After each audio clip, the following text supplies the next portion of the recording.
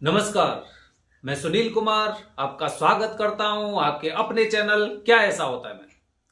दोस्तों, आज से 4-5 साल पहले देखिए क्या होता था। जब दिसंबर का महीना होता था, बच्चों की छुट्टियां होती थी और आप लोग में से अधिकतर लोग सैर करने जाते थे, अपने क्षेत्र से बाहर, अपने प्रदेश से बाहर, अपने शहर से बाहर।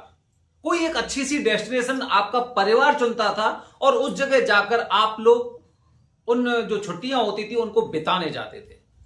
अब समय थोड़ा सा बदल रहा है और बदलना भी चाहिए, क्योंकि जिस तरह से भागम भाग की जिंदगी हर इंसान के जीवन में, परिवार में चलती जा रही है, उसी तरह से उनके जीवन में कुछ परेशानियां भी दस्तक दे चुकी हैं।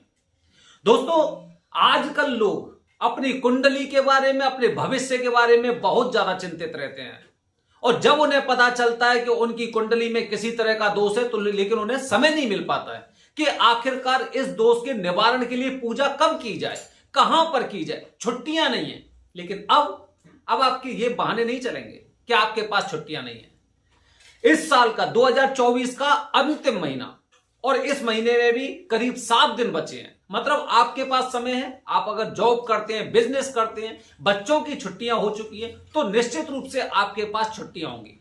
और अगर आप इन छुट्टियों को एक यूटिलाइज करना चाहते हैं, आप चाहते हैं कि कुछ एक ऐसा करें जिससे कि आने वाला समय भी आपका अच्छा रहे, तो आज मैं अपनी वीडियो के माध्यम से आपको बता रहा हूं 5 डेस्टिनेशन, वो 5 जगह जहां पर जाने के बाद आपको फायदा होना ही है। जरूरी नहीं कि 5 पे जाइए, किसी एक स्थान पर भी अगर आप जाते हैं तो निश्चित रूप से मान के चलिए कि आप अपने आने वाले कल को सुधारने के लिए जा रहे हैं।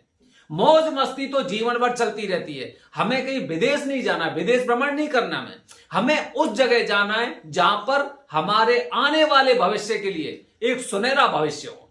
तो दोस्तों, पूरा वीडियो देखिए और अगर आपको वीडियो पसंद आता है तो कमेंट बॉक्स में हर हर महादेव जरूर लिखिए।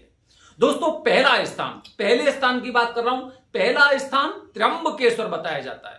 त्र्यंबकेश्वर, जहां पर God, GOD, generation of universe, operator of universe और डेस्ट्रॉय ऑफ यूनिवर्स, मतलब सृष्टि के पालक, सृष्टि के रचयिता और भगवान शिव जी, जिन्हें रुद्र बताया जाता है, वो भी यहां पर एक साथ मौजूद है, जिसे त्र्यंबकेश्वर बताया जाता है। त्र्यंबकेश्वर एकमात्र ऐसा ज्योतिर्लिंग है जहां पर तीनों देवता विराजमान है और इस क्षेत्र को इस तरह का वरदान प्राप्त है कि यहां की कराई गई नारायण नागबली की विधि आपकी पीढ़ियों से जितने तरह के दोष चलते आ रहे हैं पितरों से संबंधित, वो यहां पर नारायण नागबली की विधि कराने से खत्म हो जाते हैं, समाप्त हो जाते हैं।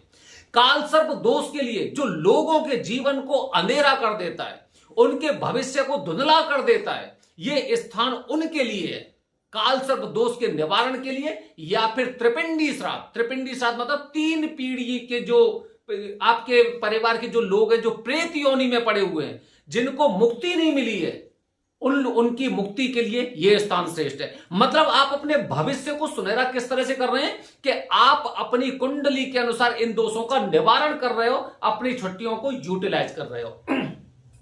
दूसरा स्थान बता रहा हूं दोस्तों। दूसरा स्थान, आकाशे तारकलिंगम पाताले हाटकेश्वरम मृत्युलोके महाकालम त्रियम लिंगम नमस्तुते। मतलब मृत्युलोक में, भूलोक में, पृथ्वी लोक में महाकाल की पूजा बताई गई है और शास्त्रों में बताया गया ये एकमात्र ऐसा स्थान है जहां पर हर प्रकार के पुरुष और स्त्री को एक बार दर्शन करने के लिए अवश्य जाना चाहिए। दोस्तों, यहां पे मंदिर के अंदर कराई काल सर्प दोष की पूजा एक ICU ट्रीटमेंट के लिए, जिन लोगों की कुंडली को राहु केतु ने जकड़ रखा है, उससे मुक्ति दिलाने के लिए यहां पे यह सर्वश्रेष्ठ स्थान बताया जाता है। यहां के राजा महाकाल मौजूद हैं जो यहां पे आने वाले दर्शनार्थियों और जो इनके भक्त होते हैं उन पर कृपा करते हैं। यहां पर कराई गई जो आप देखेंगे यहां पर भस्म आरती यहां पर जो की जाती है, वो पूरी पृथ्वी पर एकमात्र ऐसा शिवलिंग है, ज्योतिर्लिंग है, जहां पर भस्म से भगवान शिव जी की पूजा की जाती है। वैसे भी अगर आप शिवपुराण पढ़ेंगे तो शिवपुराण में आप देखेंगे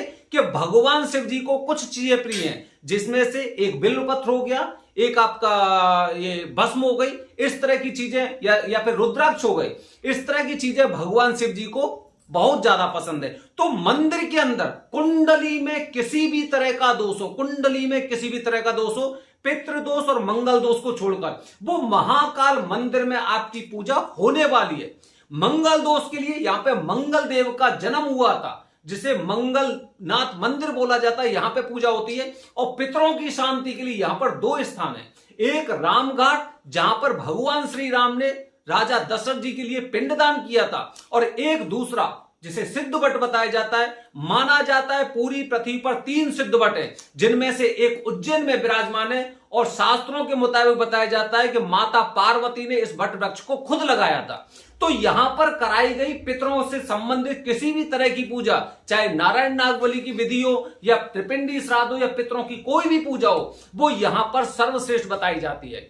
दोस्तों तीसरा स्थान बता रहा हूं, तीसरा स्थान है दोस्तों प्रयागराज।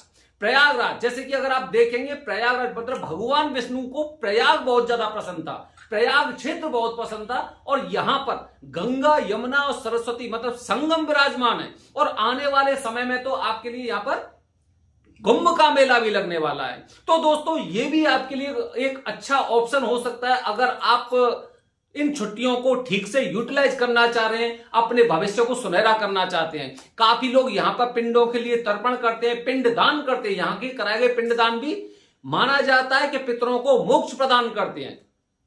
दोस्तों अगला स्थान बता रहा हूं, अगला स्थान जैसे कि हमारे सनातन धर्म के अनुसार जहां पर भगवान श्री राम का जन्म हुआ था, उस स्थान पर राम मंदिर स्थापित करने में करीब 500 से ज्यादा समय लगा। तो इतने समय के बाद और सनातनियों के इतने कहते ना एक जो अपनी शक्ति के अनुसार, विश्वास के अनुसार, कानून के अनुसार, जब यहां पर इतने सालों बाद राम मंदिर का निर्माण हुआ है, तो हर सनातनी को यहां पर कम से कम एक बार जाना चाहिए। जब से मंदिर बना है, अगर तब से अगर आप नहीं पहुंच पाए हैं तो अभी आपके पास मौका है, क्योंकि आपके पास 2024 की छुट्टियां बिताने का अवसर होगा। आपके बच्चों की छुट्टियां हो चुकी हैं। और दोस्तों सबसे अंत में पांचवा खाटू श्याम महाराज।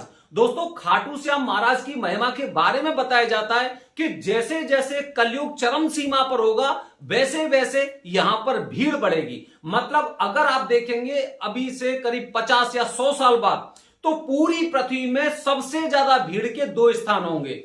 एक महाकाल उज्जैन, क्योंकि पृथ्वी लोक में महाकाल की पूजा बताई गई है, और दूसरा खाटू श्याम महाराज। खाटू श्याम महाराज राजस्थान में फेमस मंदिर है सीकर के पास।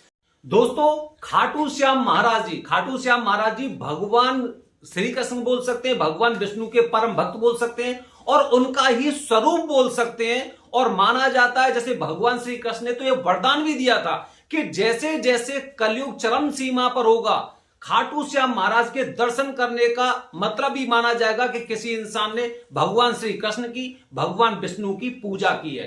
तो दोस्तों मैंने आपको ये 5 आपको स्थान बताए हैं। ये 5 स्थान छोटे मोटे स्थान नहीं है। लोग जाते थे पहले, कोई अमेरिका जा रहा है, कोई कहीं इंग्लैंड जा रहा है, कोई यूरोप जा रहा है, कहीं जा रहा है। लेकिन आज का समय जब भागम भाग की जिंदगी है, तो हमें अपने भविष्य को सुनहरा करने के लिए जाना चाहिए, हमें अपने धर्म के अनुसार जाना चाहिए, हमें अपने धर्म से और राष्ट्र से प्रेम करना चाहिए। क्योंकि जो भी हम छुट्टियां बिताने जा रहे हैं, वो पूरा की पूरा हमारा एक अनुभव रहेगा, हमारे परिवार के लिए अच्छे दिन होंगे। और दोस्तों और क्या चाहिए जीवन में।